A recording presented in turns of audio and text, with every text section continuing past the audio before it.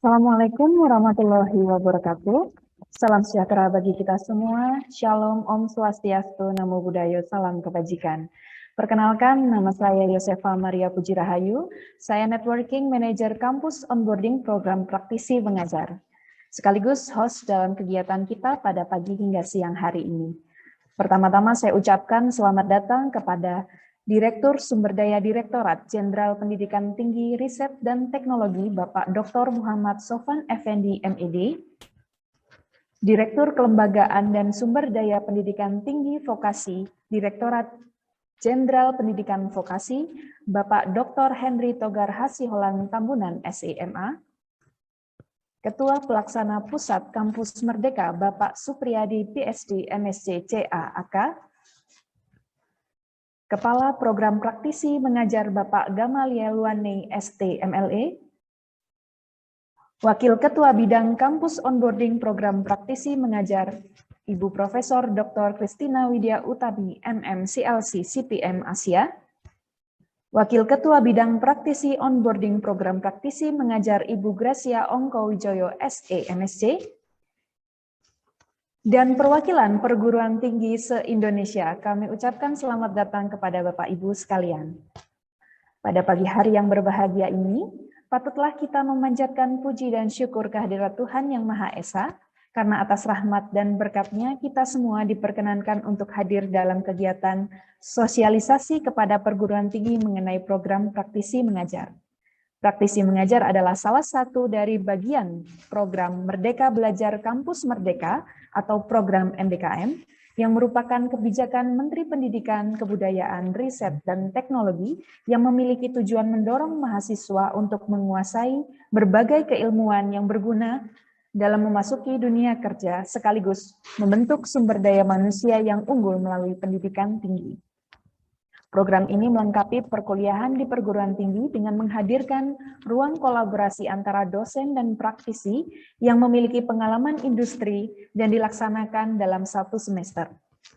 Program praktisi mengajar ini akan dilaksanakan melalui kerjasama antara perguruan tinggi dengan dunia kerja melalui praktisi. Peran praktisi dalam dunia kerja sangat diperlukan untuk mendukung program ini sehingga melahirkan kelas kolaborasi praktis di perguruan tinggi. Sehubungan dengan hal tersebut, pada hari ini, Rabu 27 April 2022, akan diadakan sosialisasi bagi perguruan tinggi guna menjelaskan sekaligus mengundang seluruh perguruan tinggi untuk bisa terlibat dalam program praktisi mengajar. Bapak, Ibu hadirin yang berbahagia, sebelum kita memulai kegiatan ini, kita akan bacakan susunan acara kita pada pagi hingga siang hari ini. Acara pada pagi hari ini akan kita mulai dengan doa, dilanjutkan dengan menyanyikan lagu Indonesia Raya, kemudian sambutan dan pesan dari Direktur Sumber Daya Direktorat Jenderal Pendidikan Tinggi Riset dan Teknologi, Direktur Kelembagaan dan Sumber Daya Pendidikan Tinggi Vokasi Direktorat Jenderal Pendidikan Vokasi, dan Kepala Program Praktisi Mengajar. Kemudian dilanjutkan dengan sosialisasi oleh Wakil Ketua Bidang Kampus Onboarding Program Praktisi Mengajar, dan dilanjutkan dengan Q&A oleh Wakil Ketua Bidang Praktisi Onboarding dan Sistem Development Manager Kampus Onboarding Program Praktisi Mengajar. Kegiatan ini akan diakhiri dengan video promosi program praktisi mengajar dan doa penutup.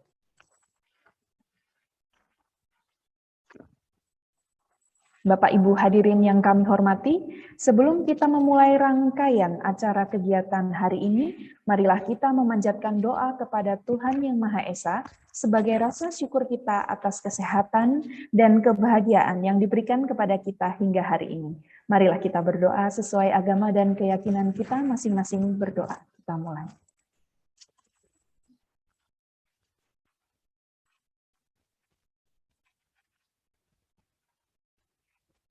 Amin.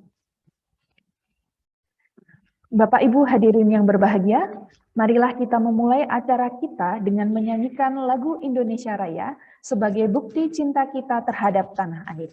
Bapak Ibu kami persilahkan untuk berdiri.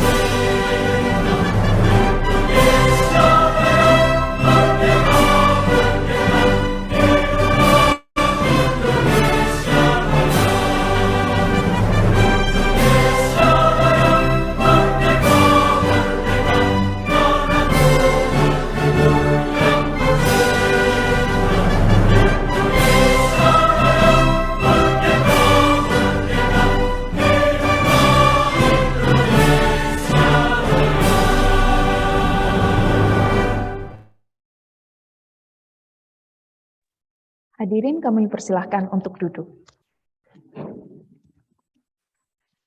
Bapak Ibu hadirin yang berbahagia, selanjutnya kita akan mendengarkan sambutan dari Direktur Sumber Daya Direktorat Pendidikan Tinggi, Bapak Dr. Muhammad Sofan Effendi, MED. Waktu dan tempat kami persilahkan.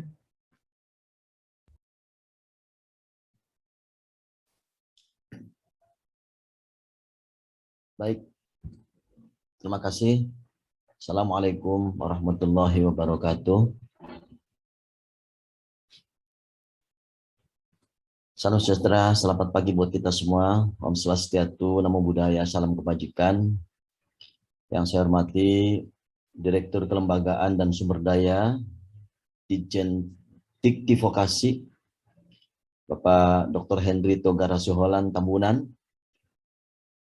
Yang saya hormati Ketua Pelaksana Pusat Kampus Merdeka, Pak Supriyadi, PhD, MSc, CAAK. Yang saya hormati Ketua Program Praktisi Mengajar, Bapak Gamalil Wane, STMLE, dan Bapak yang terhormati Wakil Ketua Bidang Kampus Onboarding Program Praktisi Mengajar, Profesor Dr. Kristina Widya Utami, MM, CLC, NPA, HCPM, dan yang saya hormati Wakil Ketua Bidang Praktisi Onboarding Program Praktisi Mengajar, Ibu Gracia Ongkowijoyo, MSc, MSc. Bapak Ibu semua, peserta sosialisasi praktisi mengajar yang berasal dari berbagai perguruan tinggi, negeri dan swasta di seluruh Indonesia. Di pagi yang penuh barokah ini, mari kita memanjatkan puji syukur kehadirat Allah Subhanahu wa taala, Tuhan yang Maha Kuasa, karena atas rahmat dan karunia kita semua dapat hadir secara daring pada hari ini, pada pagi ini, untuk sama-sama melaksanakan sosialisasi program praktisi mengajar untuk perguruan tinggi. Satu lagi, ini adalah satu terobosan baru dari Kementerian Pendidikan, Kebudayaan, Riset, dan Teknologi. Oleh karena itu, perkenankan saya menyampaikan apresiasi yang setinggi-tingginya pada Kemdikbudristek dan seluruh insan, seluruh pemangku kepentingan yang bertugas untuk menggolkan satu program baru dan secara konsisten berkelanjutan selalu memberikan kontribusi yang nyata bagi pembangunan nasional, khususnya untuk pendidikan tinggi, pendidikan, kebudayaan, riset, dan teknologi. Penghargaan juga saya sampaikan kepada seluruh pihak yang berkepentingan dalam program praktisi mengajar yang dalam hal ini merupakan terobosan baru dari Kemendikbudristek, di mana tadi disebutkan bahwa praktisi mengajar merupakan bagian dari program Merdeka Belajar Kampus Merdeka. Satu tujuan yang harus kita apresiasi adalah bahwa program praktisi mengajar untuk mengurangi kesenjangan kompetensi lulusan perguruan tinggi dengan kebutuhan industri dan dunia kerja. Dan mendorong kolaborasi perguruan tinggi dengan industri serta mempersiapkan sumber daya manusia unggul Indonesia dengan membawa sumber daya manusia unggul dari industri atau praktisi ke dalam kampus, ke dalam kelas. Untuk apa? Untuk berkolaborasi dengan dosen di dalam meningkatkan self of self atau kapabilitas dan kompetensi dari mahasiswa. Karena mahasiswa akan mendapatkan 2 poin yang sangat berharga, pengetahuan secara akademis dan pengalaman praktis dari 2 orang narasumber yang sangat hebat. Saya sangat mengharapkan agar kolaborasi antara pemerintah dan dunia usaha dalam hal ini perguruan tinggi itu dapat terus berlangsung sehingga mampu mewujudkan apa yang dicita-citakan di dalam tujuan program Kampus Merdeka, yaitu menciptakan SDM unggul secara akademis maupun secara praktis. Bapak Ibu yang saya hormati, di dalam program ini setiap mata kuliah dirancang dan dikelola bersama atau dikolaborasikan antara dosen akademis dengan dosen praktisi, sehingga mahasiswa dapat memperoleh pembelajaran holistik yang menggabungkan antara teori dengan praktek di lapangan, yang menggabungkan antara pengalaman akademis secara teoritik dengan pengalaman profesional di lapangan. Sehingga mahasiswa lebih siap, lebih terjun ke dunia kerja, dan lebih siap menjadi pemimpin masa depan di dalam berbagai karir sesuai dengan minat dan potensi dari setiap mahasiswa. Berbeda dengan perkuliahan pada umumnya di perguruan tinggi, program ini menyediakan ruang kolaborasi antara dosen dan praktisi, yang tentu saja praktisi tersebut memiliki pengalaman industri yang memadai. Digabungkan dengan dosen yang dilaksanakan secara kontinu selama terus-menerus 1 semester. Program dapat menjadi pelengkap kurikulum yang telah berjalan. Jadi sekali lagi bukan menggantikan program yang sudah berjalan, tapi melengkapi kurikulum yang telah berjalan dan berguna untuk mengisi kesenjangan atau menutup kesenjangan antara keterampilan dan pengalaman praktis industri yang diberikan oleh perguruan tinggi dengan yang dibutuhkan di dalam dunia kerja. Program praktisi mengajar memiliki fokus pada tren makro, yaitu 1, permintaan yang berkembang pesat untuk pendidikan tersier yang berkualitas tinggi. Kebutuhan dunia kerja, kebutuhan dunia industri harus direspon secara positif oleh dunia kampus, dunia akademik. Transformasi digital yang terjadi di banyak industri mengakibatkan kesenjangan keterampilan atau kesenjangan kompetensi antara lulusan perguruan tinggi dengan kebutuhan kerja. Berikutnya adalah digitalisasi sektor perguruan tinggi sehingga meningkatkan kemudahan akses atau peningkatan akses terhadap materi pembelajaran baik di dalam maupun di luar kelas atau di luar perguruan tinggi. Sehingga pembelajaran dilakukan di 2 tempat, di dalam kampus maupun di luar kampus. Inilah yang kita sebut kolaborasi intensif antara dunia akademik dengan dunia praktis. Bapak Ibu yang saya hormati, program praktisi mengajar memiliki tujuan untuk menawarkan pengalaman pembelajaran yang lebih dinamis, kompetitif, kolaboratif, dan partisipatif yang didorong oleh siapa? Oleh permintaan untuk memperoleh pengetahuan, keterampilan, serta kompetensi yang dibutuhkan dalam berbagai bidang keilmuan sesuai dengan kebutuhan dunia kerja. Tujuan kedua, memberikan kesempatan kepada perguruan tinggi untuk berkolaborasi dengan praktisi dunia kerja dalam menyelenggarakan pembelajaran dengan pendekatan praktis aplikatif atau yang dalam dunia akademik kita sebut dengan problem-based learning. Pembelajaran berbasis problem yang ada di lapangan, sehingga bisa menutup kebutuhan industri dengan penyiapan tenaga kerja yang kolaboratif antara akademik dan praktis. Yang ketiga, program ini menjadi media yang mampu menjembatani kesenjangan atau memperpendek kesenjangan antara perguruan tinggi dengan dunia kerja. Nah, Bapak Ibu yang saya hormati, menyadari peran penting dari praktisi untuk kolaborasi dengan perguruan tinggi untuk mencapai tujuan-tujuan tersebut, saya mengajak seluruh pemangku kepentingan dan para undangan hari ini, khususnya para pimpinan perguruan tinggi, para dosen, untuk bergabung di dalam program praktisi mengajar yang akan membawa dampak besar bagi kualitas dan kompetensi mahasiswa. Begitupun berdampak besar bagi perguruan tinggi dan praktisi serta dunia industri.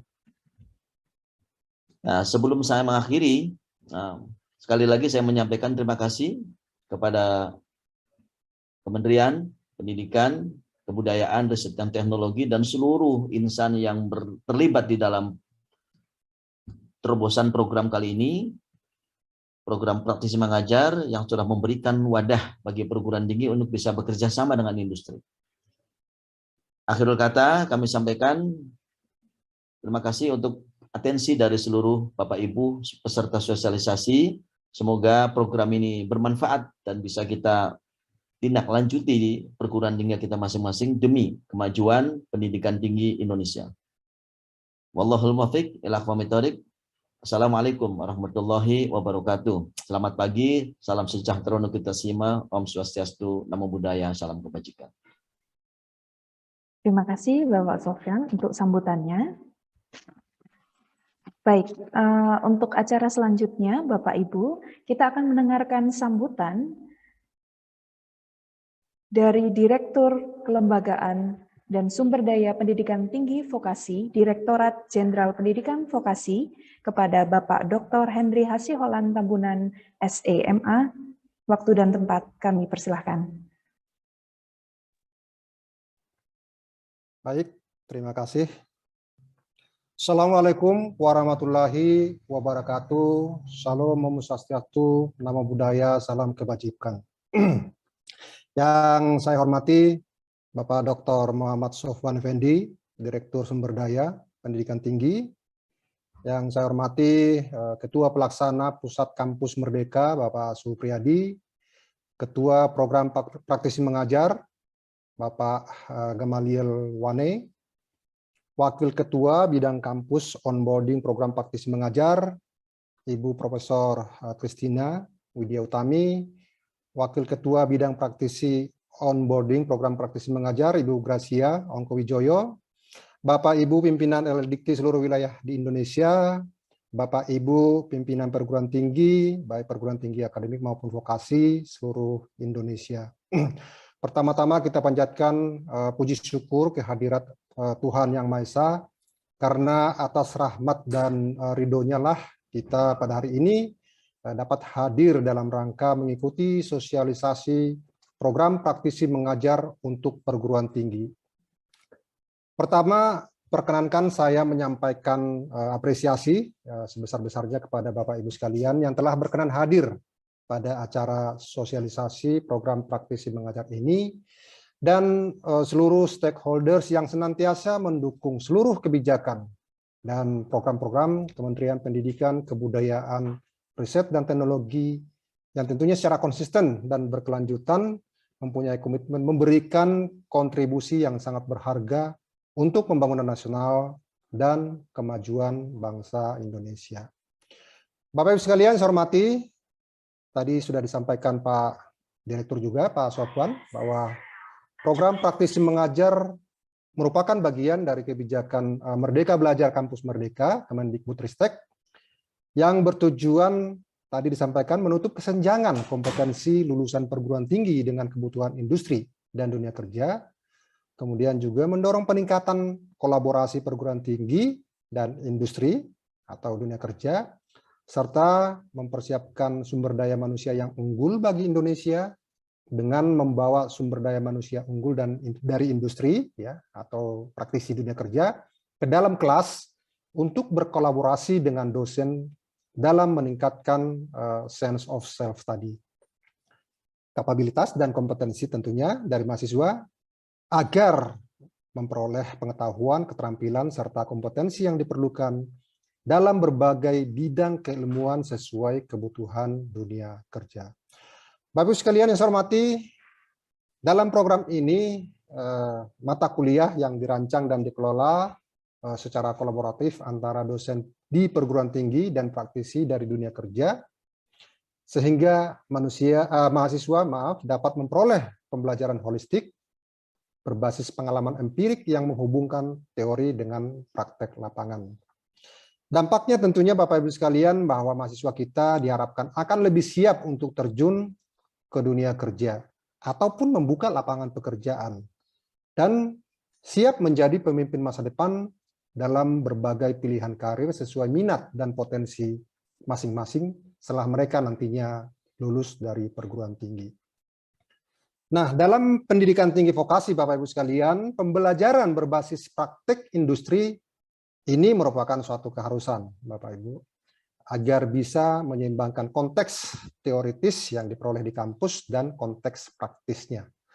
Oleh karena itu, bagi perguruan tinggi, ya khususnya perguruan tinggi vokasi, nah program praktisi mengajar ini akan menstimulus penyediaan ruang kolaborasi antara dosen dan praktisi yang memiliki pengalaman industri dengan dosen perguruan tinggi yang dilaksanakan selama 1 semester.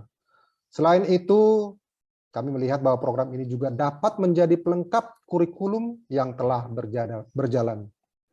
Dan yang tidak kalah pentingnya, Bapak Ibu sekalian, program praktisi mengajar ini akan sangat membantu perguruan tinggi untuk mencapai IKU yang keempat, yaitu praktisi mengajar dalam kampus, dan IKU ketujuh, yaitu kelas yang kolaboratif dan partisipatif.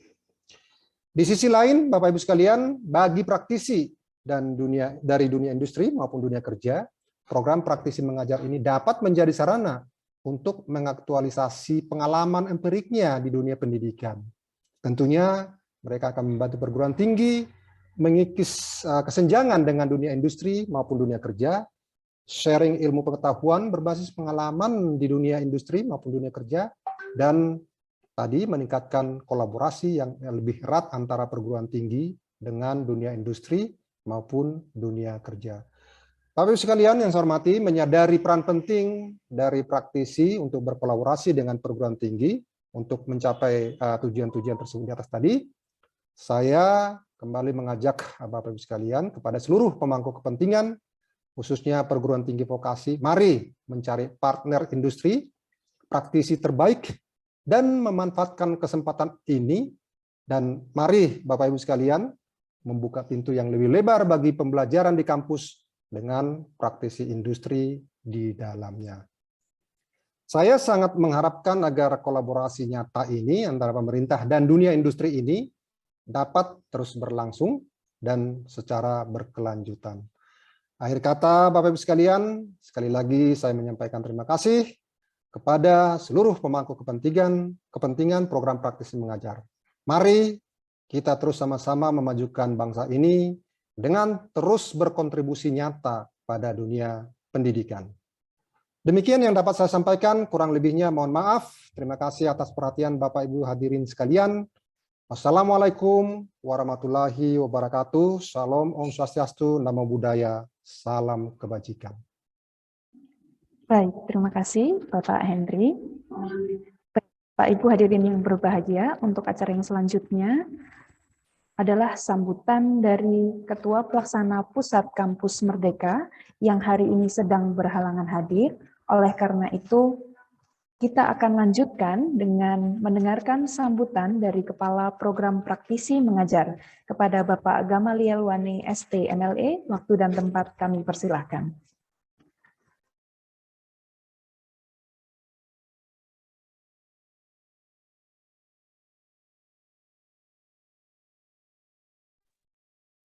Baik. Ya, Assalamualaikum, salam sejahtera, Shalom, Om Swastiastu, Namo Buddhaya, dan salam kebajikan. Salam kenal dan salam kolaborasi bagi kita semua. Yang terhormat Dr. Muhammad Sofan Effendi, M.Ed, MED, selaku Direktur Sumber Daya Dirjen Dikti-Ristek. Yang terhormat Dr. Henry Togar Hasiholan Tambunan, SKMA, selaku Direktur Kelembagaan dan Sumber Daya Pendidikan Tinggi Vokasi, Dirjen Diksi. Yang terhormat Pak Supriyadi, PhD, MSc, CAAK, selaku Ketua Pelaksana Pusat Kampus Merdeka. Dan yang terhormat kepada Bapak Ibu seluruh pimpinan LLDIKTI seluruh Indonesia, Bapak Ibu pimpinan perguruan tinggi seluruh Indonesia. Saya pikir kata sambutan dari dua Bapak senior yang kita hormati, baik Pak Sofan maupun Pak Henry, itu cukup komprehensif dan sangat otoritatif. Oleh karena itu izinkan saya mewakili seluruh tim dari praktisi mengajar, sangat mengapresiasi untuk kehadiran Bapak, dan juga saya mengapresiasi untuk keterlibatan dan kolaborasi dari seluruh pimpinan LLDIKTI dan juga pimpinan perguruan tinggi. Tanpa menunda waktu, mari kita langsung mendengarkan acara sosialisasi, materinya seperti apa. Terima kasih semuanya. Praktisi mengajar ini merupakan program prioritas yang menjadi bagian dari Kampus Merdeka, dan kami semua looking forward to it. Besar harapan saya agar kita dapat berkolaborasi. Terima kasih. Wassalamualaikum, salam sejahtera, Shalom, Om Swastiastu, Namo Buddhaya, dan salam kebajikan. Terima kasih semuanya. Baik, terima kasih Pak Gama. Untuk acara yang selanjutnya yang kita tunggu-tunggu, Bapak Ibu, kita akan mendengarkan materi sosialisasi program praktisi mengajar yang akan dibawakan oleh Ibu Profesor Dr. Christina Widya Utami MM CLC CPM Asia, selaku Head Division of Campus Onboarding Program Praktisi Mengajar. Kepada Prof. Utami, waktu dan tempat kami persilahkan. Ya, terima kasih pada Ibu Yosefa. Effendi, MED, Direktur Sumber Daya Direktorat Jenderal Pendidikan Tinggi Riset dan Teknologi. Yang saya hormati Bapak Dr. Henry Togar Hasiholan Tambunan, SEMA, Direktur Kelembagaan dan Sumber Daya Pendidikan Tinggi Vokasi, Direktorat Jenderal Pendidikan Vokasi. Yang saya hormati Bapak Supriyadi, PhD, MSc, CA, AK, Ketua Pelaksana Pusat Kampus Merdeka. Yang saya banggakan rekan kerja kami, Bapak Gamaliel Wani, STMLA, sebagai Kepala Program Praktisi Mengajar MBKM, dan yang saya hormati Ketua LL Dikti seluruh Indonesia, serta Bapak Ibu perwakilan perguruan tinggi di seluruh Indonesia yang mewakili masing-masing perguruan tinggi. Assalamualaikum warahmatullahi wabarakatuh. Om Swastiastu, Namo Buddhaya, salam kebajikan, selamat pagi dan salam sehat selalu. Saya mohon izin untuk menyampaikan paparan sosialisasi berkaitan dengan program praktisi mengajar.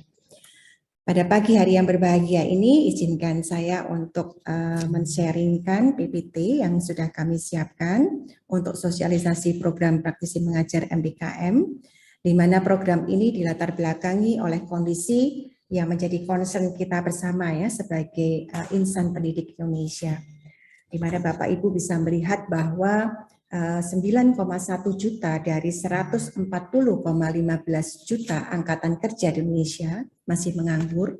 Kemudian juga ada fakta yang kami ambil dari survei Wireless Tower Watson tahun 2014 sampai dengan tahun 2016 yang menyatakan bahwa 8 dari 10 perusahaan di Indonesia sulit mendapatkan lulusan perguruan tinggi dalam negeri yang siap pakai. Untuk itu, maka kami Direktorat Pendidikan Tinggi merancang program praktisi mengajar dengan fokus capaian seperti yang juga sudah disampaikan oleh Pak Henry maupun juga oleh Pak Sofyan, bahwa fokus capaian program praktisi mengajar ini adalah IKU 4, yaitu praktisi mengajar dalam kampus, kemudian IKU 7, yaitu kelas yang kolaboratif dan partisipatif. Dalam program ini, Bapak, Ibu, dan rekan-rekan sekalian, praktisi ahli dari dunia kerja diharapkan akan membawa kasus terkini atau recent cases dan praktek terbaik atau best practices, serta tren masa depan atau future trend dari bidang yang ditekuninya. Pengetahuan dan keahlian ini kemudian akan diselaraskan dengan capaian pembelajaran mata kuliah bersama dengan dosen untuk diajarkan kepada mahasiswa melalui metode belajar mengajar yang diharapkan akan meningkatkan kolaborasi dan partisipasi yang pada akhirnya itu akan bisa menjawab kebutuhan untuk fungsi kolaboratif dari perguruan tinggi dan dunia kerja ini akan kami tawarkan dalam 2 sistem. Yang pertama adalah kurikulum by higher education, di mana program studi membuat kurikulum yang akan melibatkan praktisi, dan sistem yang kedua adalah kurikulum through higher education, di mana praktisi akan pada umumnya mereka mempunyai program atau template modul yang dapat diserap di dalam program pembelajaran di sebuah program studi. Bapak, Ibu, dan rekan-rekan sekalian, program praktisi mengajar ini tentunya akan melibatkan 2 pihak, yaitu pihak kampus MBKM, di mana kampus ini akan menyediakan mata kuliah yang bisa ditawarkan oleh prodi-prodi yang ada di dalam kampus tersebut. Di sini mungkin Bapak Ibu bisa melihat di dalam tayangan, mungkin ada mata kuliah 1, mata kuliah 2, di mana perguruan tinggi nantinya akan diperkenankan mengusulkan 30 mata kuliah di setiap perguruan tinggi yang akan disubmit untuk program praktisi mengajar ini. Nah, dari kampus tentunya kami juga akan berharap ada respon atau kolaborasi dari dunia kerja, dunia usaha, dan industri dengan mengirimkan praktisi-praktisi terpilih mereka yang akan berkolaborasi dengan dosen untuk bisa menyiapkan satu modul dan proses pembelajaran yang tentunya akan bertujuan untuk menghasilkan lulusan yang adaptif. Nah, Bapak Ibu sekalian, apakah sebenarnya manfaat dari program praktisi mengajar? Tadi juga sudah sempat disinggung oleh Pak Sofyan maupun Pak Togar bahwa manfaat program praktisi mengajar ini sebenarnya akan dirasakan oleh banyak pihak. Yang pertama adalah dari dunia kerja atau dunia industri, di mana mereka akan diharapkan mendapatkan informasi calon tenaga kerja sesuai dengan kebutuhan mereka. Dari dosen dan mahasiswa sendiri tentunya akan memperoleh pengetahuan, pengalaman, tentunya akan mampu untuk memenuhi IKU dari perguruan tinggi yang berpengaruh terhadap penilaian akreditasi. Nah, ketiganya ini akan berakumulasi terhadap apa? Tentunya akan berakumulasi terhadap peningkatan mutu dan adaptabilitas lulusan, dan pada akhirnya tentu akan bisa berkontribusi terhadap peningkatan ekonomi makro Indonesia. Bapak, Ibu, dan rekan-rekan sekalian, izinkan saya sharingkan alur program dari praktisi mengajar. Jadi program praktisi mengajar ini akan secara sederhana akan dibantu dengan alur program seperti yang Bapak Ibu lihat di dalam PPT ini. Yang pertama adalah perguruan tinggi melakukan pendaftaran dan kemudian akan memasuki tahap evaluasi perguruan tinggi oleh tim praktisi mengajar. Nah, apabila perguruan tinggi diterima, maka perguruan tinggi akan masuk di dalam tahap berikutnya, di mana perguruan tinggi akan menyampaikan mata kuliah yang rencananya akan diusulkan untuk berkolaborasi dengan praktisi, di mana perguruan tinggi bisa menyiapkan praktisi itu secara mandiri dari jejaring perguruan tinggi sendiri, ataukah mungkin perguruan tinggi membutuhkan dokumen atau database tentang praktisi-praktisi yang bisa diakses di platform praktisi mengajar yang disiapkan berdasarkan ekspertis dari praktisi tersebut. Nah, pada saat dosen atau perguruan tinggi memiliki jejaring praktisi dari perguruan tinggi sendiri, maka akan lanjut pada tahap di mana perguruan tinggi akan mengunggah proposal mata kuliah untuk ikut di dalam program praktisi mengajar. Nah, tahap berikutnya adalah evaluasi proposal mata kuliah oleh tim praktisi mengajar. Apabila usulan tersebut lolos, maka akan masuk pada tahap persiapan kolaborasi, kemudian pembelajaran, dan juga pada tahap pelaporan. Bapak, Ibu, dan rekan-rekan sekalian, bagaimana dengan skema praktisi mengajar ini terkait dengan kolaborasi bersama dengan praktisi? Kami mengusulkan ada dua skema, yang satu disebut dengan kolaborasi pendek, dan kemudian skema yang kedua disebut dengan kolaborasi intensif.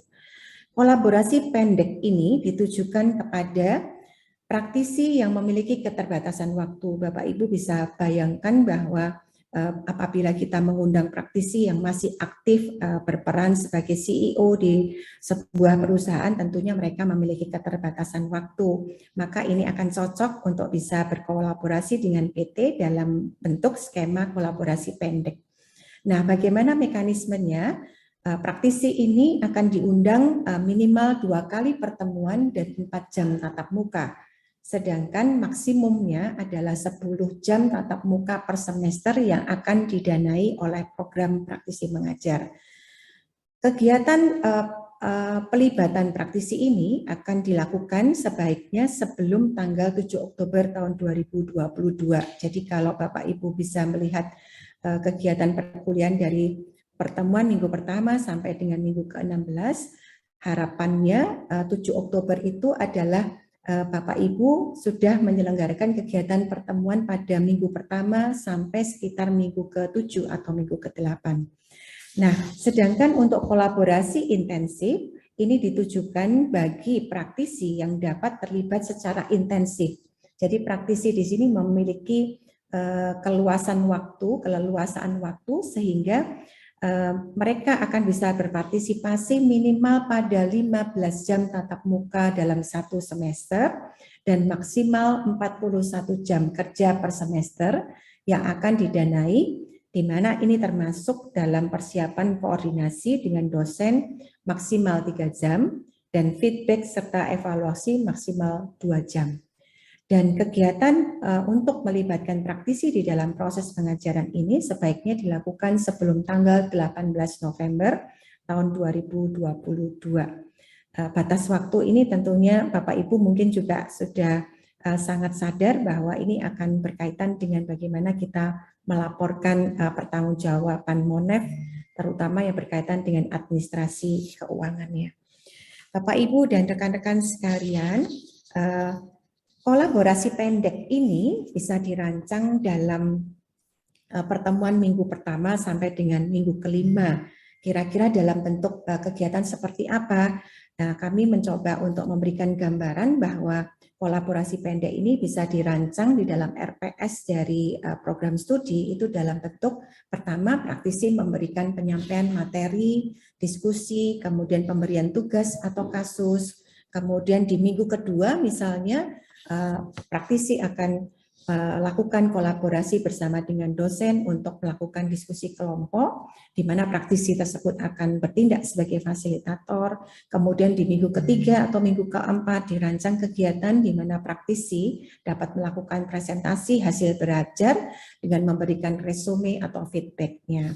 Nah, sedangkan untuk kolaborasi intensif ini bisa Bapak Ibu rancang dengan kombinasi antara apa yang dilakukan di kolaborasi pendek ini dengan apa yang dilakukan di dalam minggu ke-6 sampai dengan minggu ke-16 yang bisa dirinci seperti yang ada di dalam tayangan PPT berikut ini, yaitu misalkan praktisi memberikan pemberian tugas kepada mahasiswa di minggu ke-6, kemudian di minggu ke-7 diskusi atau tugas kelompok atau kasus yang diberikan secara berkelompok.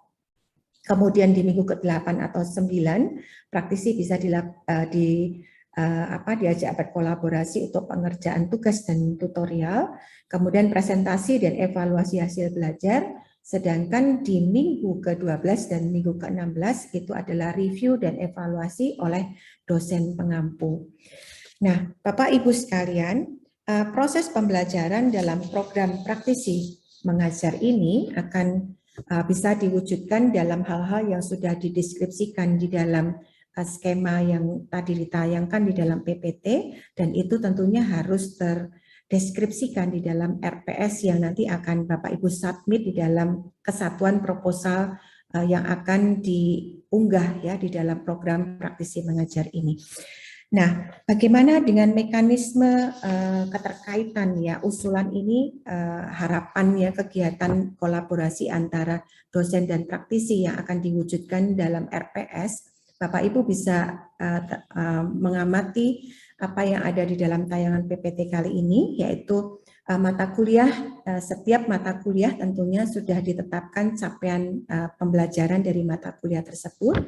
Dan kemudian juga dalam satu semester akan terbagi dalam sub capaian pembelajaran, di mana sub capaian pembelajaran ini tentunya akan bisa dicapai berdasarkan bahan kajian yang sudah disiapkan. Bahan kajian ini bisa disiapkan berdasarkan bidang keahlian praktisi yang nanti akan diajak berkolaborasi di dalam perguruan tinggi, di mana bidang keahlian praktisi ini akan memberikan kontribusi terhadap bahan kajian dalam bentuk yaitu kasus yang terkini, kemudian praktik terbaik dari praktisi tersebut, dan juga tren masa depan yang bisa di-sharingkan oleh praktisi.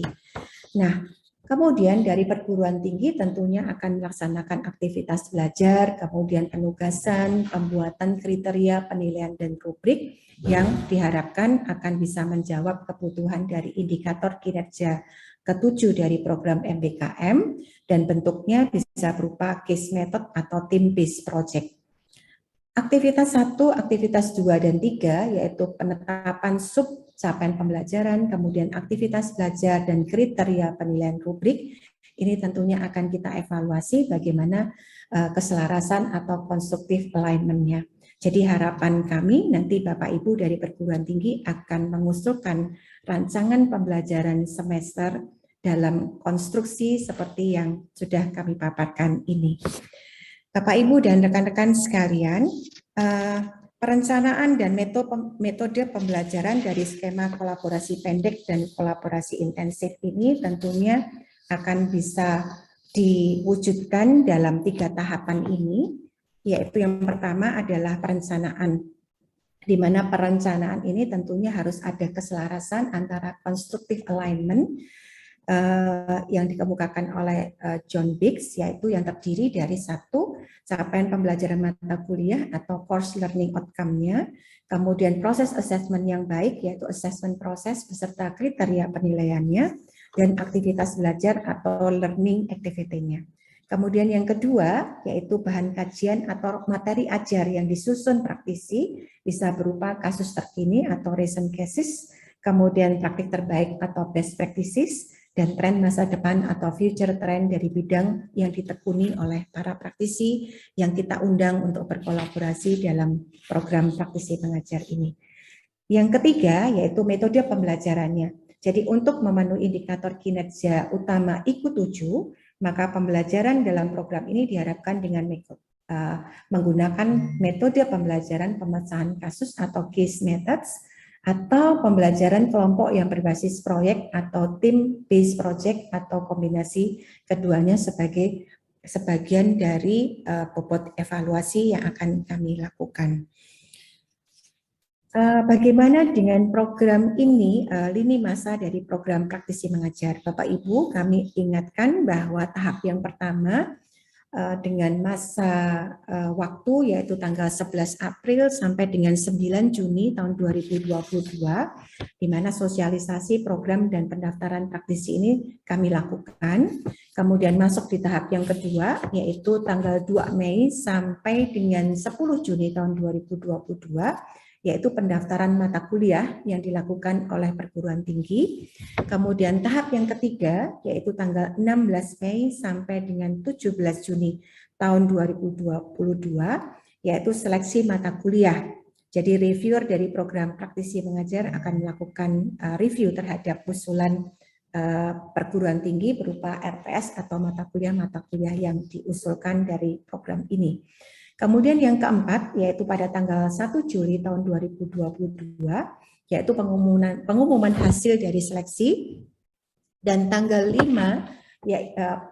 tahap yang kelima, yaitu tanggal 4 sampai dengan 22 Juli tahun 2022, yaitu masa bimbingan teknis untuk perguruan tinggi. Jadi apabila perguruan tinggi Bapak Ibu sudah terpilih sebagai penyelenggara kegiatan program praktisi mengajar, maka akan masuk pada tahap bimbingan teknis untuk mendalami bagaimana Bapak Ibu harus menyiapkan MONEF, kemudian menyiapkan laporan pertanggungjawaban keuangan, kemudian bagaimana harus menyusun laporan MONEF untuk akhir dari program ini.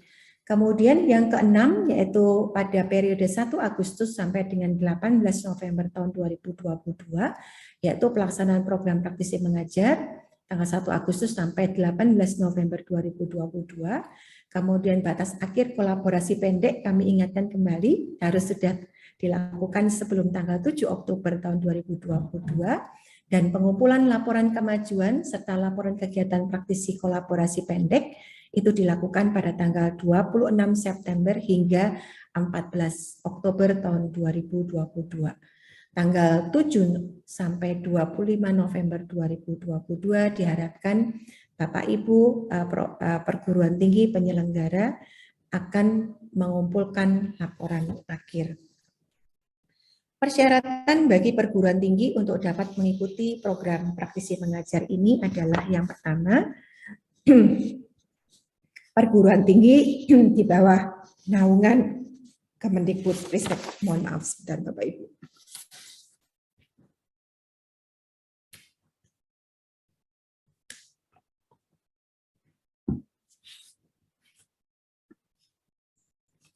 Kemudian yang kedua adalah perguruan tinggi dan program studi terakreditasi oleh Badan Akreditasi Nasional Perguruan Tinggi atau Lembaga Akreditasi Mandiri.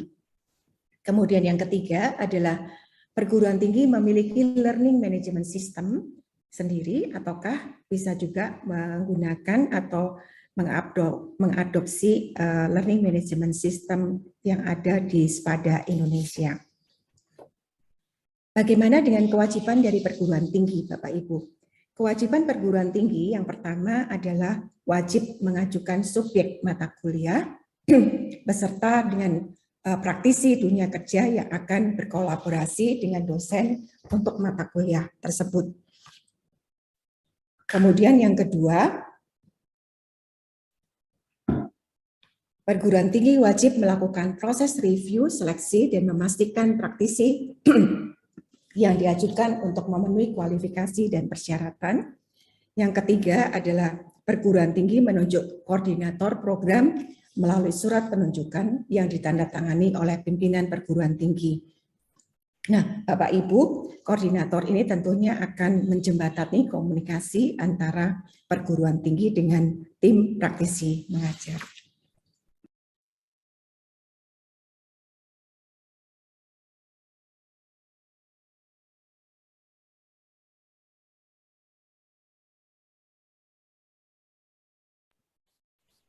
Persyaratan dosen. Yang pertama adalah dosen wajib memiliki nomor induk dosen nasional, Bapak Ibu ya, NIDN.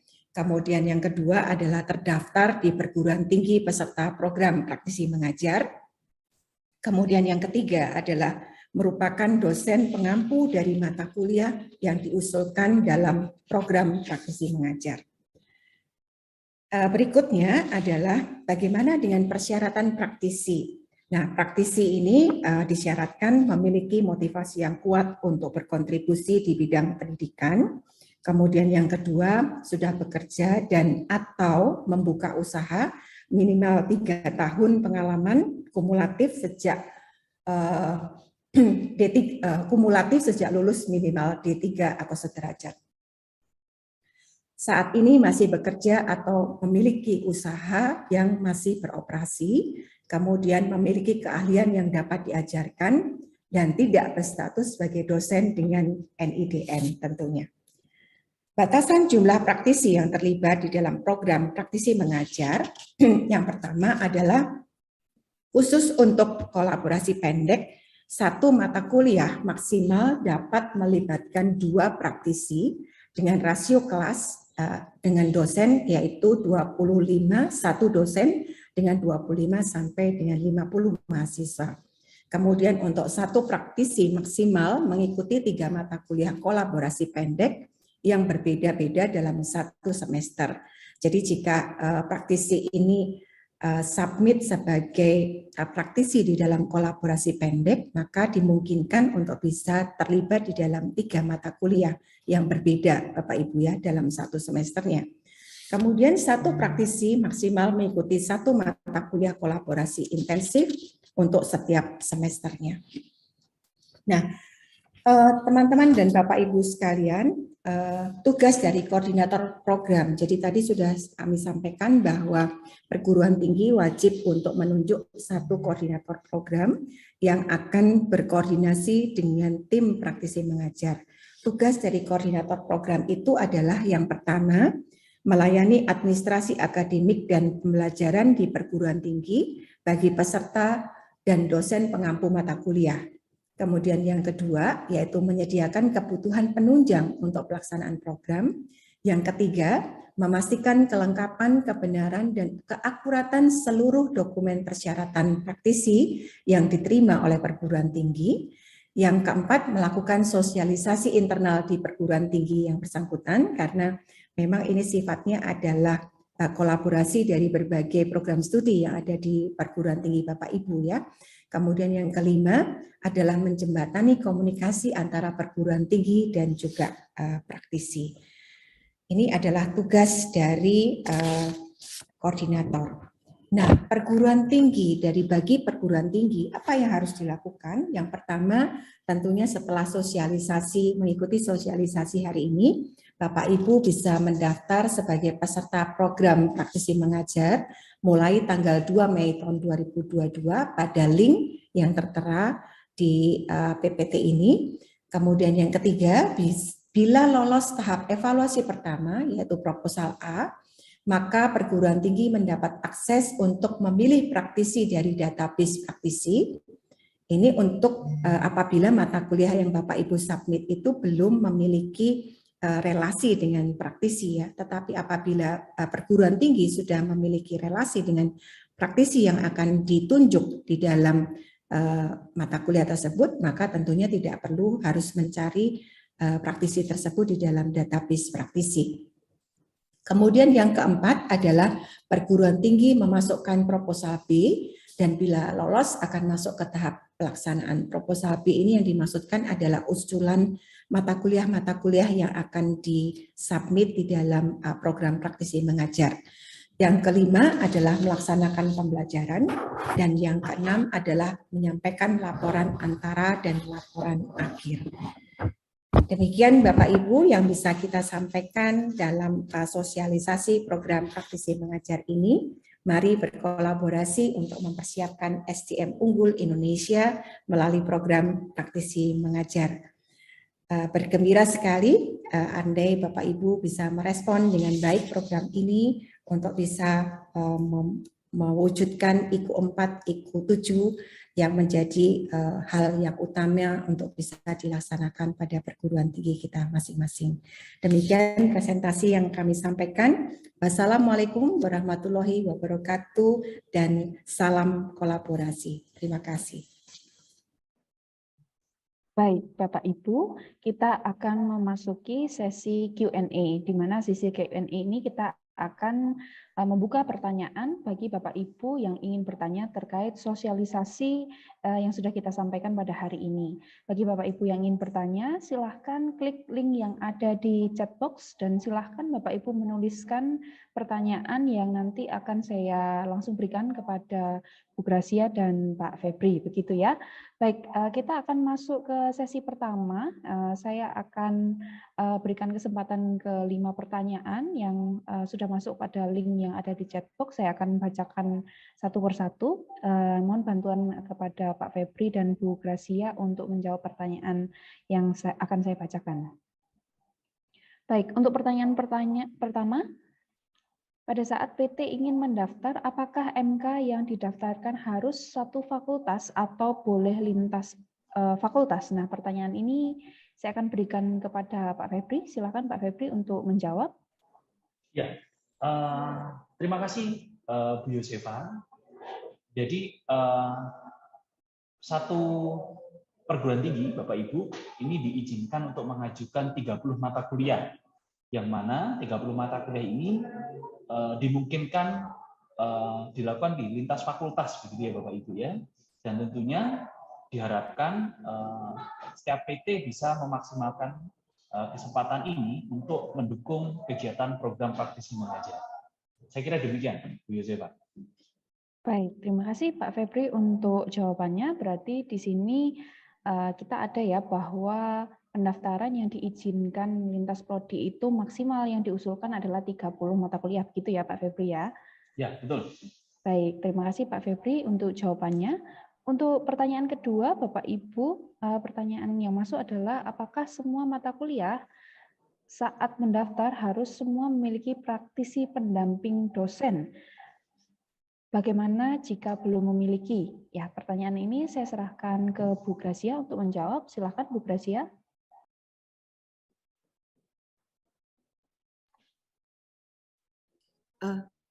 Baik, terima kasih Bu Yosefa atas pertanyaannya dan terima kasih Bapak Ibu.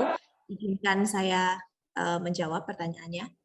Jadi bagi perguruan tinggi yang telah memiliki praktisi, data portfolio praktisi dapat dilampirkan pada proposal B yang mana menyangkut detail mata kuliah yang akan diajukan pada program praktisi mengajar.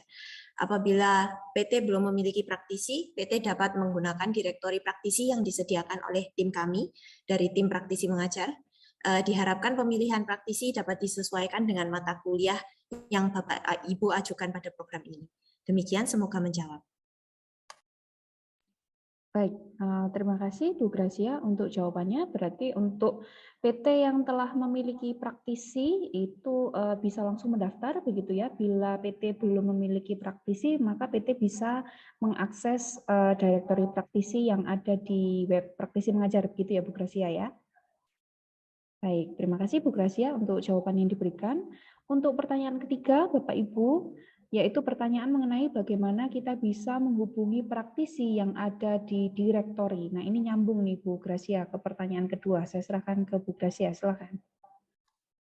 Baik, bagi perguruan tinggi pengusul dapat melibatkan data praktisi yang setelah diajukan perguruan tinggi disetujui, dan mata kuliah yang diajukan akan di-approve oleh praktisi yang dipilih. Maka perguruan tinggi dapat melakukan matchmaking secara mandiri sebelum program praktisi mengajar ini dilaksanakan untuk menyusun bentuk kolaborasi yang sesuai dengan perguruan tinggi. Demikian. Baik, terima kasih Bu Gracia untuk jawabannya.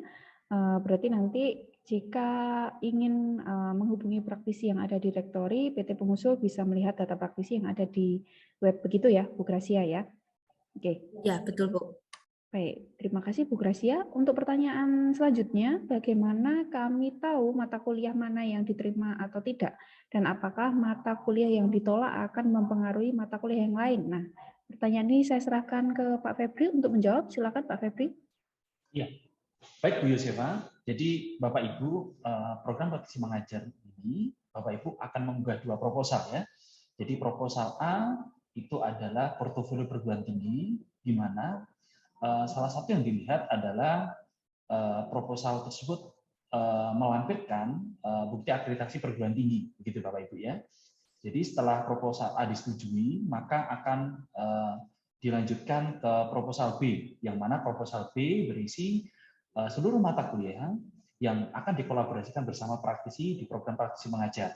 Nah, pada proposal B akan dievaluasi Bapak Ibu beberapa kriteria, antara lain kesesuaian praktisi dengan mata kuliah diajukan. Nah, bila mana salah satu mata kuliah tersebut ditolak, ya mungkin tidak sesuai kompetensi praktisinya atau tidak sesuai dengan CPMK mata kuliahnya, begitu, maka tidak akan mempengaruhi mata kuliah lain yang diajukan. Semoga menjawab Bu Yosefa.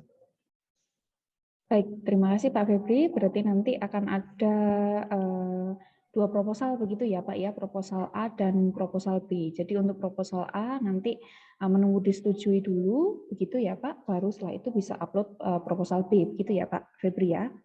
Betul, Bu Yosefa. Baik, terima kasih Pak Febri. Baik Bapak Ibu, untuk pertanyaan yang selanjutnya, pertanyaan kelima, yaitu apakah PT diizinkan merubah komposisi praktisi yang ditautkan ke dalam MK setelah MK tersebut dinyatakan diterima? Nah, pertanyaan ini saya serahkan ke Pak Febri ya untuk menjawab. Silakan Pak Febri. Oh, baik Bu Yosefa, pertanyaan yang baik ini. Nah, Bapak Ibu, perguruan tinggi diharapkan tidak mengganti komposisi ya Bapak Ibu ya, yang telah diajukan dalam proposal, baik itu proposal A maupun proposal B ya. Karena kami percaya di mana Bapak Ibu melampirkan praktisi tersebut sudah mempertimbangkan CPMK mata kuliah ya, begitu Bapak Ibu. Dan diharapkan Bapak Ibu kolaborasi tersebut bisa sesuai dengan skema kolaborasi yang Bapak Ibu pilih dan bisa selesai sesuai dengan timeline yang Bapak Ibu telah sepakati, tentunya begitu ya. Semoga menjawab Bu Yosefa. Baik, terima kasih Pak Febri. Jadi tidak diperkenankan ya Bapak Ibu untuk mengganti praktisi yang dilibatkan dalam MK tersebut, begitu ya. Baik, Bapak Ibu, kita akan masuk ke sesi kedua. Di sesi Q&A sudah ada juga masuk 5 pertanyaan lagi Bapak Ibu dari Bapak Ibu sekalian. Saya akan bacakan pertanyaan yang ke-6 ya, ini di sesi kedua. Yaitu adalah apakah PT diizinkan merubah skema kolaborasi yang telah diajukan dalam proposal? Ini saya rasa sudah terjawab tadi ya Pak Febri ya, bahwa ya, betul. PT tidak diperkenankan untuk mengganti skema kolaborasi begitu ya Pak Febri ya. Baik dari skema kolaborasi maupun juga praktisi yang diundang untuk berkolaborasi tentunya begitu ya Bu Yosefa. Baik, terima kasih Pak Febri. Saya akan lanjut ke pertanyaan selanjutnya, karena sudah terjawab ya Bapak Ibu, yaitu apakah PT boleh mengajukan dana pendamping kegiatan? Nah, ini saya juga akan serahkan pertanyaan ini ke Pak Febri. Silakan Pak Febri. Ya, terima kasih Bu Yosefa. Nah, ini pertanyaan yang banyak ditanyakan ya Bapak Ibu ya. Jadi pada program praktisi mengajar, pendanaan langsung dari LPDP diberikan kepada penerima manfaat, gitu ya Bapak Ibu ya, yaitu praktisi yang berkolaborasi dalam kegiatan ini tentunya. Nah, bila mana PT bersedia menggunakan dana PT untuk mengoptimalkan kegiatan kolaborasi di kelas, maka dipersilakan. Jadi fokusnya adalah pada penerima manfaat, yaitu praktisinya. Begitu Bu Yosefa. Baik, terima kasih Pak Febri untuk jawabannya. Nah, kita masuk ke pertanyaan ke-8 ya, Bapak Ibu. Pertanyaan itu adalah di PT kami telah memiliki LMS yang dikembangkan sendiri untuk proses pembelajaran daring. Apakah kami tetap harus menggunakan SPADA Indonesia? Silakan pertanyaan ini mungkin bisa dijawab oleh Pak Febri. Nah, baik Bu Yosefa, Bapak Ibu, hari-hari ini banyak PT yang telah mengembangkan learning management system dengan baik ya, gitu ya. Nah, dalam proses evaluasi program praktisi mengajar tahun 2022, Bapak Ibu, LMS menjadi salah satu pertimbangan dalam penerimaan proposal usulan praktisi mengajar tentunya. Nah, bila mana PT telah memiliki LMS yang dikembangkan sendiri dan disesuaikan dengan kebutuhan PT atau nature dari PT tersebut, maka PT diizinkan Bapak Ibu menggunakan LMS tersebut ya sebagai media penyelenggaraan pembelajaran kolaborasi secara daring bersama praktisi. Nah, tentunya. Tetapi bila mana PT belum memiliki LMS yang dikembangkan sendiri sesuai dengan nature dari PT, maka disarankan menggunakan SPADA Indonesia. Saya kira begitu, Bu Yosefa. Baik, terima kasih. Berarti diperkenankan ya Pak Febri jika memiliki LMS sendiri, tapi jika tidak diperkenankan boleh menggunakan SPADA Indonesia. Begitu Bapak Ibu. Jika tidak tersedia ya, bisa betul, boleh jika menggunakan tidak tersedia. SPADA Indonesia. SPADA Indonesia. Baik, terima kasih Pak Febri. Untuk pertanyaan yang ke-9, ini pertanyaan untuk Bu Gracia, yaitu apakah praktisi yang sudah biasa mengajar di kampus diizinkan terlibat dalam program ini? Silakan Bu Gracia untuk menjawab. Baik, terima kasih atas pertanyaannya Bapak Ibu. Program praktisi mengajar ini memberikan ruang untuk kolaborasi bersama praktisi dengan kualifikasi yang cukup general bagi Bapak Ibu praktisi sekalian, yaitu pertama memiliki motivasi kuat untuk berkontribusi di bidang pendidikan, sudah bekerja dan atau membuka usaha minimal 3 tahun pengalaman kumulatif sejak lulus D3 dan atau sederajat, saat ini masih bekerja atau usahanya masih beroperasi, memiliki keahlian yang dapat diajarkan, dan tidak berstatus sebagai NIDN atau tidak memiliki NIDN, begitu Bapak Ibu. Maka praktisi yang memiliki NIDK masih diizinkan untuk bisa ikut dalam program ini. Begitu Bapak Ibu. Oke, baik. Terima kasih Bu Gracia. Jadi harus sesuai dengan syaratnya ya Bapak Ibu. Jadi jika Bapak Ibu masih memiliki NIDN, maka tidak diperkenankan untuk ikut dalam program praktisi mengajar, begitu ya. Tapi Bapak Ibu yang memiliki NIDK masih diperbolehkan, begitu ya Bu Gracia ya. Ya, baik. Untuk pertanyaan yang ke-10, yaitu pertanyaan yang terakhir di sesi 2, yaitu adalah untuk Bu Gracia ya, skema kolaborasi pendek maksimal tertera 10 jam per semester. Apakah diizinkan lebih bila mana praktisi menghendaki, dan untuk kolaborasi intensif apakah diizinkan demikian? Silakan Bu Gracia. Baik, terima kasih atas antusias Bapak Ibu sekalian. Berdasarkan ketentuan yang sudah tertera Bapak Ibu di buku panduan yang ada, bahwa untuk kolaborasi pendek maksimal adalah 10 jam per semesternya dengan minimal 2 kali pertemuan dan minimal 4 jam pertemuan tatap muka. Nah, apabila rekan praktisi sangat antusias begitu ya untuk bisa lebih dari 10 jam dalam satu semester, maka program ini hanya bisa mendanai untuk kolaborasi pendek maksimal 10 jam. Nah, dengan kelebihan jam yang ada, maka praktisi akan diberikan kesempatan sukarela berbagi knowledge secara pro bono. Nah, apabila praktisi lebih waktunya untuk bisa berkomitmen berkolaborasi bersama, kami arahkan untuk praktisi dan perguruan tinggi bisa berkolaborasi intensif dengan minimal 15 jam tatap muka per semester dan maksimal 41 jam kerja per semesternya. Apabila lebih dari 41 jam kerja per semesternya, maka kolaborasi kelebihan tersebut masih belum bisa didanai oleh program ini, terkecuali praktisi bersedia sukarela berbagi knowledge secara pro bono. Begitu Bapak Ibu, semoga menjawab.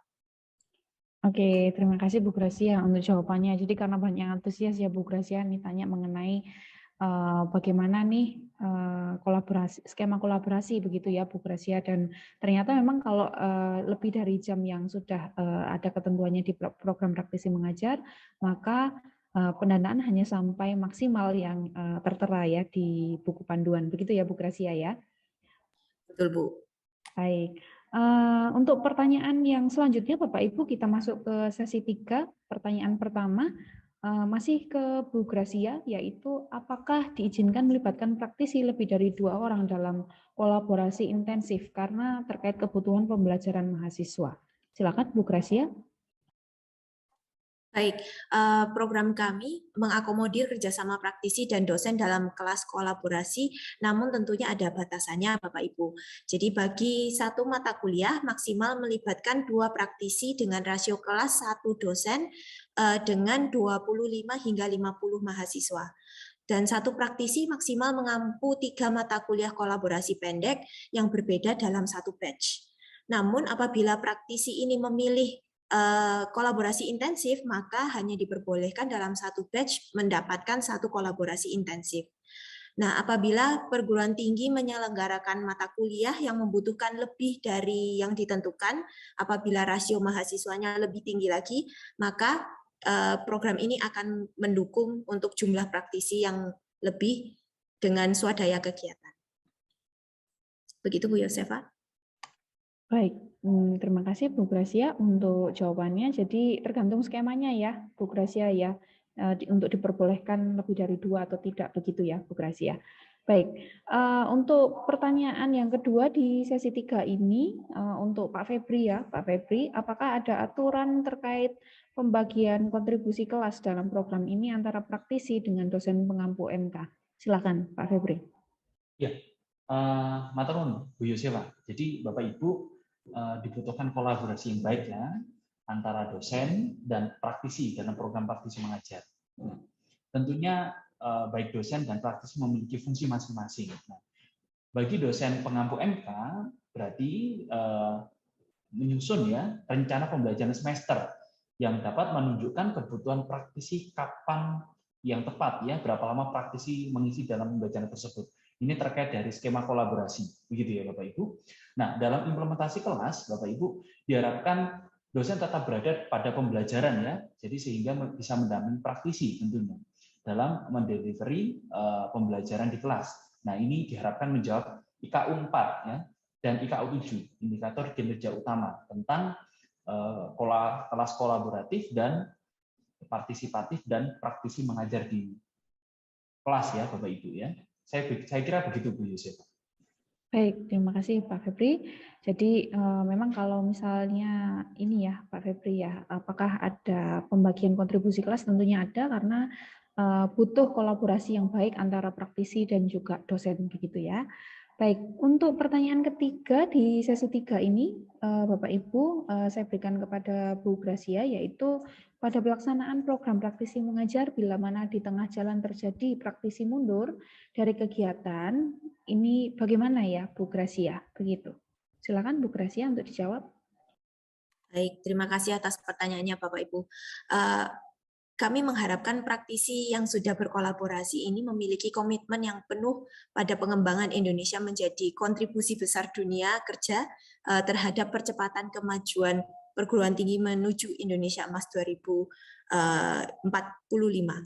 Nah, apabila praktisi dalam kondisi yang tidak dapat melanjutkan kolaborasi yang ada dengan kondisi yang mungkin tidak dapat diprediksi seperti itu atau force majeure, maka akan dikembalikan kepada surat perjanjian yang dibuat oleh perguruan tinggi kepada praktisi dalam pelaksanaannya. Dan diharapkan ketua program di perguruan tinggi segera menginformasikan kepada perguruan tingginya dan juga menginformasikan kepada program, kepada kami. Begitu Bu Yosefa, semoga bisa menjawab. Baik, terima kasih Bu Gracia untuk jawabannya. Nah, untuk pertanyaan keempat, ini saya serahkan ke Pak Febri, bertanya mengenai MONEF nih Pak. Nah, pada saat MONEF, apa saja yang perlu disiapkan oleh PT? Begitu, Pak Febri, silakan. Ya, terima kasih Bu Yosefa. Nah, ini pasti yang ditunggu-tunggu oleh setiap perguruan tinggi ya, pengusul ya. Salah satunya adalah monitoring dan evaluasi. Nah, Bapak Ibu, tentunya program ini ada sesi monefnya, begitu ya. Monef merupakan salah satu ukuran pencapaian sebuah program. Nah, pada program praktisi pengajar, Bapak Ibu, proses evaluasi ini tentunya mengukur proses perjalanan kolaborasi praktisi mengajar di perguruan tinggi Bapak Ibu ya. Nah, diharapkan dokumen-dokumen itu sudah tertera pada buku panduan, apa saja yang perlu disiapkan. Salah satunya adalah skenario RPS-nya, ya, Bu Yosefa, dan proses perjalanan program itu bagaimana, begitu ya. Dan diharapkan dokumen-dokumen tersebut sudah bisa Bapak Ibu siapkan sebelum akhir November ya, 2022, tepatnya sekitar tanggal 25 November, begitu Bu Yosefa, sehingga Bapak Ibu juga bisa menyiapkan dengan baik tentunya, dan bisa menyiapkan dokumennya ya, karena biasanya menyiapkan dokumen cukup ini ya Bu Yosefa, cukup memerlukan waktu tentunya. Saya kira begitu Bu Yosefa. Baik, terima kasih Pak Febri untuk jawabannya. Jadi Monef akan ada ya Bapak Ibu ya. Dan sebelum proses Monef itu berlangsung, Bapak Ibu harus menyiapkan dokumen yang wajib dikumpulkan sebelum tanggal 25 November 2022, begitu ya Pak Febri ya? Ya, betul. Nah, detail dokumennya ada pada buku panduan Bu Yosefa. Jadi di sana juga ada template Monef dan ada apa saja yang perlu disiapkan oleh perguruan tinggi sehingga prosesnya bisa tercapture dengan baik dan bisa terlaksana dengan baik. Siap. Baik, Pak Febri, terima kasih banyak untuk jawabannya. Untuk sesi ketiga ini, pertanyaan terakhir Bapak Ibu, yaitu adalah kami masih belum memahami secara keseluruhan program ini terkait teknis implementasinya. Apakah ada pendampingan? Nah, ini mungkin saya serahkan ke Pak Febri ya, karena mungkin pendampingan yang dimaksud ini adalah bimbingan teknis untuk PT-nya ya Pak Febri ya. Silakan Pak Feb. Oke, baik Bu Yosefa. Jadi Bapak Ibu,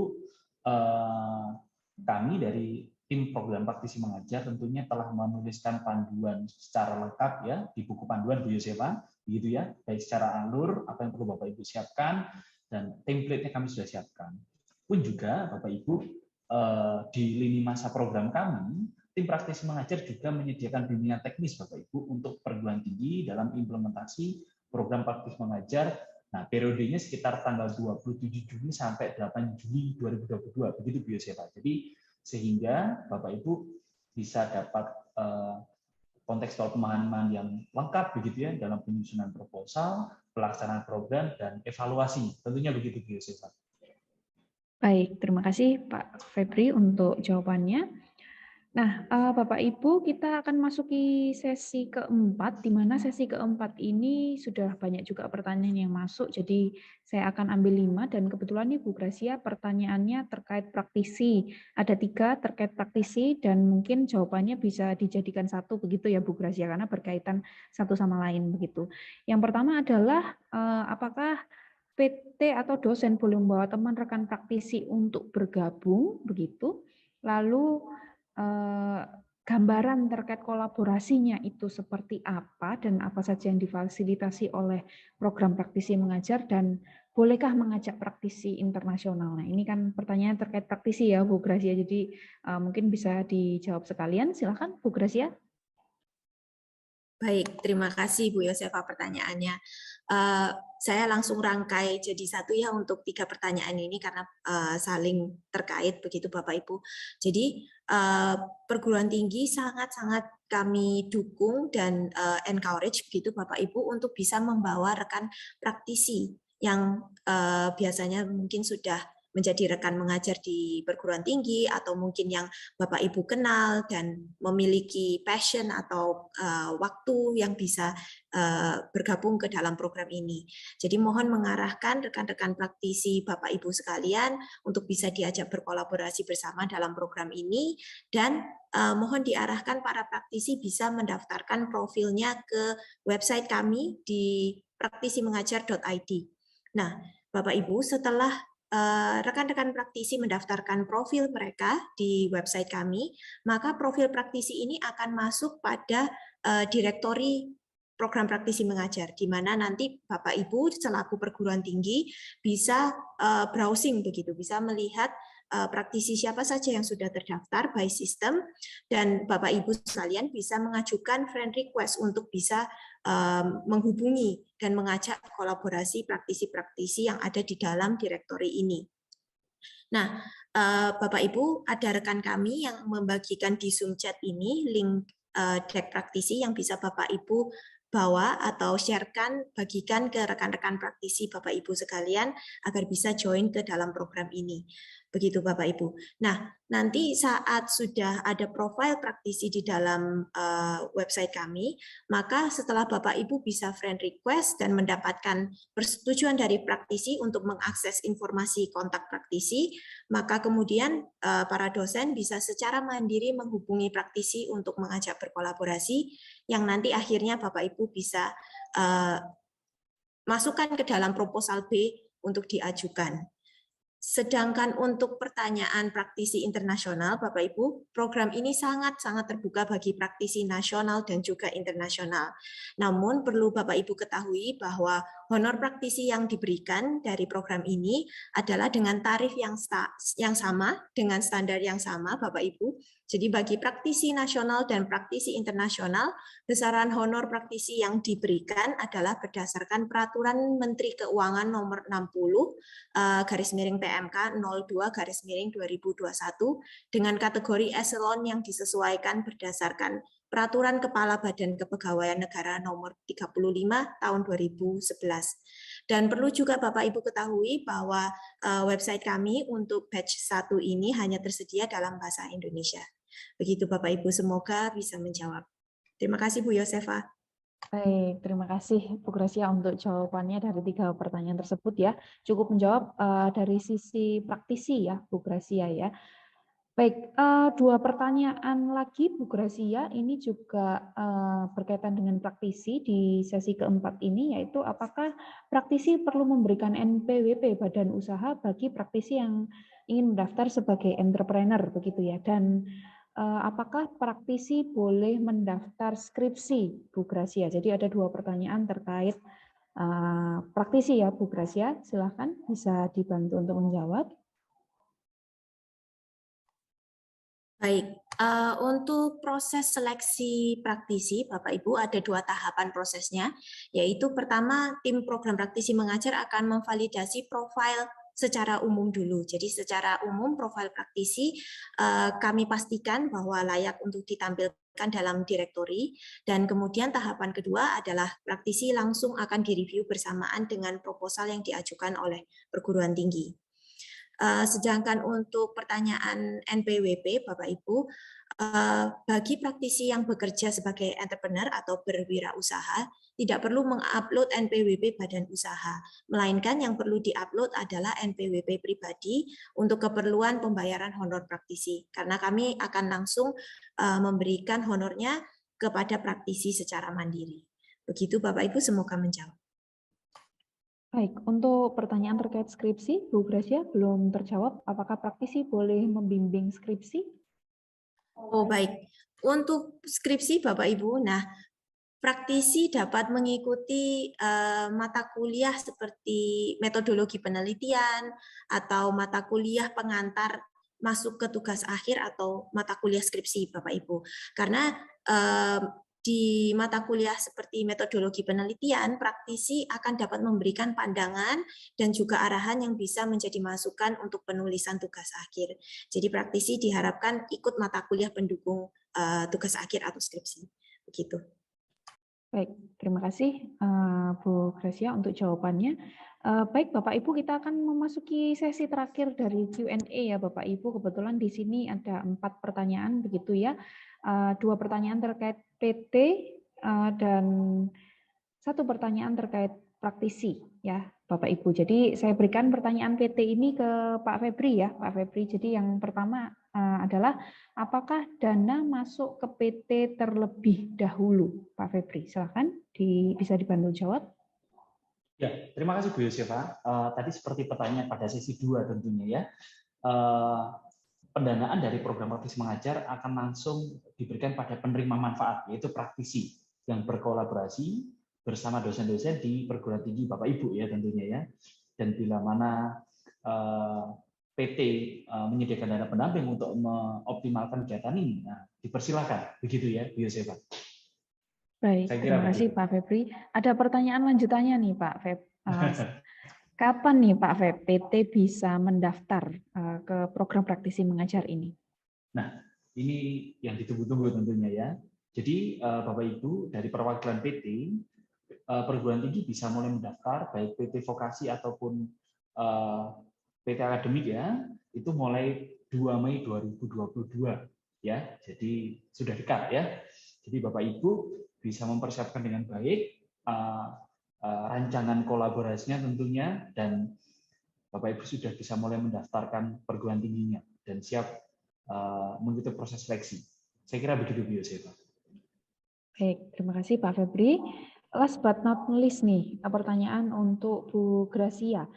Ada 2 pertanyaan nih Bu. Yang pertama adalah kapan praktisi bisa mendaftar, dan yang kedua dokumen apa saja Bu yang perlu dipersiapkan oleh praktisi. Silakan Bu Gracia menjawab. Baik, terima kasih Bapak Ibu atas pertanyaannya. Ini juga ditunggu-tunggu bagi para praktisi. Jadi Bapak Ibu untuk praktisi sudah bisa daftar mulai dari sekarang hingga 9 Juni tahun 2022 agar praktisi bisa mengikuti batch 1, Bapak Ibu sekalian. Jadi perlu diperhatikan bahwa deadline untuk proposal perguruan tinggi adalah 10 Juni, sedangkan untuk praktisi maksimal daftarnya adalah 9 Juni. Maka harap Bapak Ibu yang mengajarkan praktisi bisa segera mengajarkan praktisi untuk mendaftar secepatnya sehingga bisa include dalam proposal Bapak Ibu sekalian.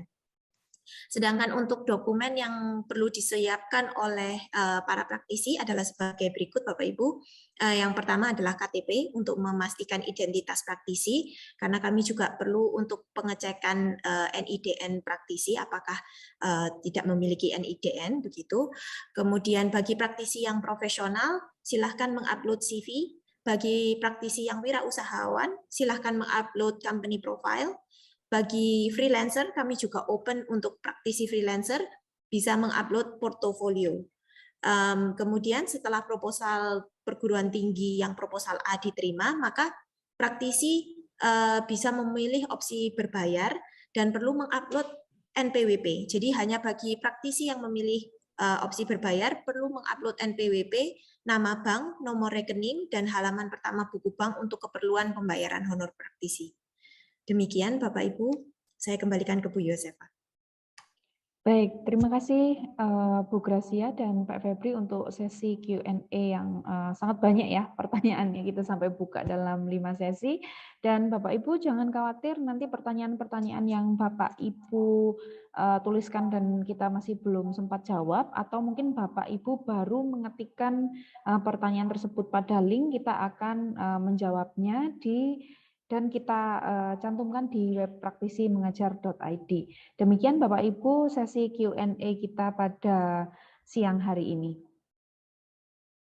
Baik, sebelum kita menutup acara pada siang hari ini, marilah kita menyaksikan video promosi dari program Praktisi Mengajar.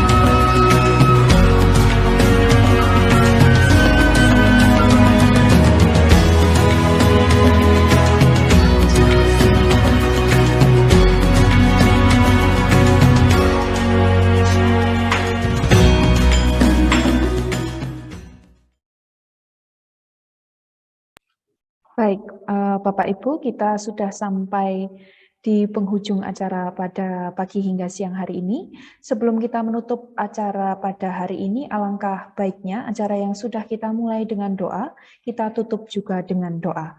Marilah kita berdoa sesuai agama dan keyakinan kita masing-masing. Berdoa kita mulai.